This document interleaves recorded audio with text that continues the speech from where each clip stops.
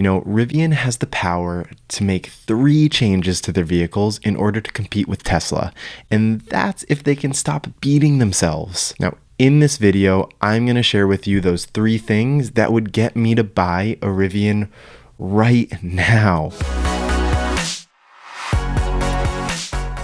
All right, number 1, it's probably the hottest conversation happening in electric vehicles right now. It's the adoption of the NACS, also known as the Tesla Charging Connector.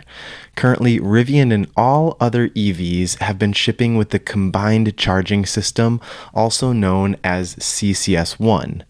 In the past 2 weeks, both Ford and GM just announced that they will begin to make adapters for current vehicles to use the NACS network and will also begin to integrate the native NACS inlet into their vehicles in a few years, allowing for direct access to Tesla superchargers without any adapter. So you may be wondering, why is this important? By adding NACS to new EVs, customers will have access to more than 12,000 Tesla superchargers across the US and Canada, which is an instant advantage over CCS-only vehicles overnight. Now, Ford states the reliability of Tesla's supercharging network is ahead of the competition as one of the main reasons to work with Tesla to facilitate the use of the network for its EV owners.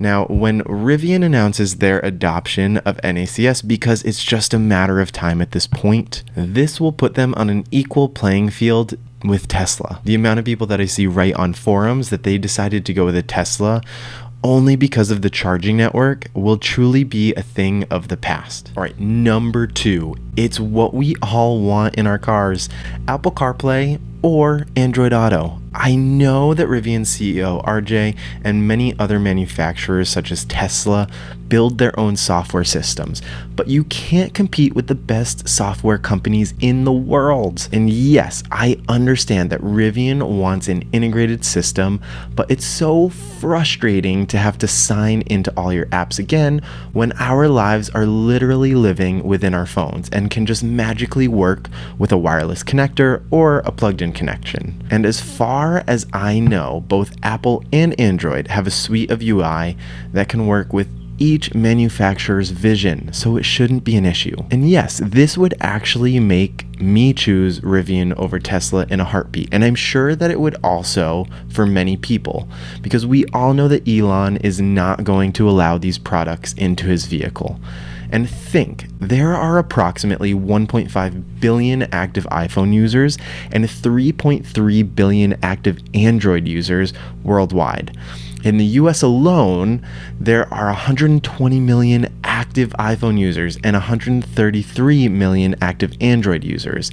And I would bet a majority of people would take this into account when purchasing a vehicle. Let me know why or why not you want Apple CarPlay and Android Auto. Please leave me a comment below. All right, and lastly, number 3, Rivian needs to release the R2 platform for under $40,000 with eligible incentives.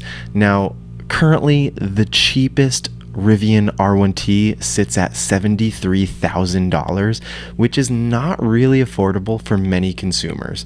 And in order to compete with Tesla, the next platform, it needs to be released, because the longer that they wait, the harder it's going to be to break into the market. Now, Tesla already is selling the Model 3 in multiple states at under $30,000 with its incentives, and the Model Y is closer to $40,000, which I would feel would be a direct competitor with Rivian's R2 SUV. Now, currently this is slated for a 2026 release date, but hopefully we will hear more information from Rivian and the team soon. So yes, I would reserve a Rivian right now if they made these 3 changes. Would you? Now let me know what you think in the comments below, and for more Rivian and EV tech videos, please throw me a like and a subscribe. It really helps out my channel, and remember that adventure is always out there. Peace.